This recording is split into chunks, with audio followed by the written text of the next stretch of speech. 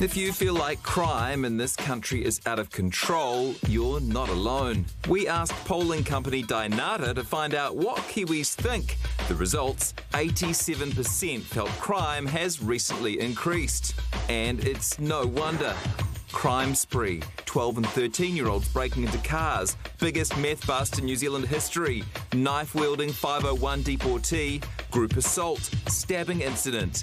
Then you've got the election campaigns. Every New Zealander feels less safe in their home, their business and community, and it's because we've had a government that frankly has been soft on crime. In our poll, 68% said crime will impact how they'll vote in this election. But is it actually that bad? Well, it's complicated. We can look between 2023 and what was happening in 2022. But if we try and go back really before that, looking at, say, 2021 or 2020, we run into the problem of comparing things against the sort of very artificial conditions of the COVID lockdowns.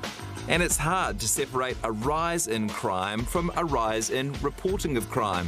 Labour's police spokesperson Ginny Anderson says there are two big reasons we've seen an increase in some areas. First, a new app means more retail crime gets reported. From looking at police statistics, the number went up significantly once police were receiving information from the Aurora app. Second, law changes mean some violent crimes are counted differently.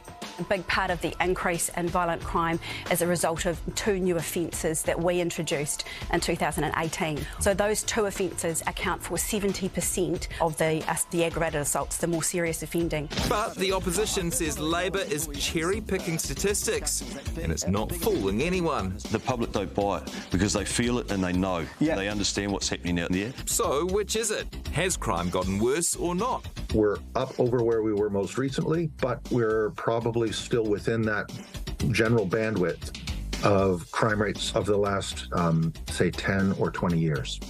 So we're still in normal levels of crime. And what about juvenile crime? The rate of offending for young people decreased between 2012 and 2022 by 64%. But the types of crimes we're talking about are public, visible, and caught on CCTV. The nature of some of the crimes that have been reported in the last 2 or 3 years as well has been very disturbing for many people. Crime isn't hidden anymore in particular parts of cities. But this might be comforting. The Global Peace Index puts us as 4th safest country in the world, basically where we've been for the past 15 years. One of the categories they judge us on where we don't score well, perceived criminality. We think we're less safe than we are.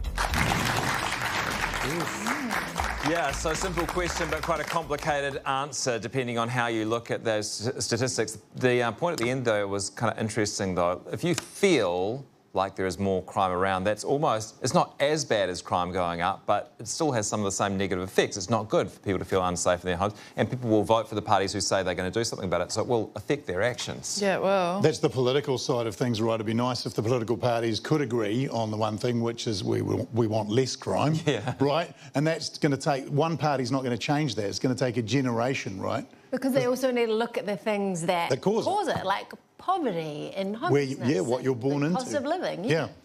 I just think down with crime. Oh, yeah. Kano's said it really well, guys. Wow, down with crime. We can all agree on that. I total with that sentiment. You might get elected. Kano Lloyd 2026.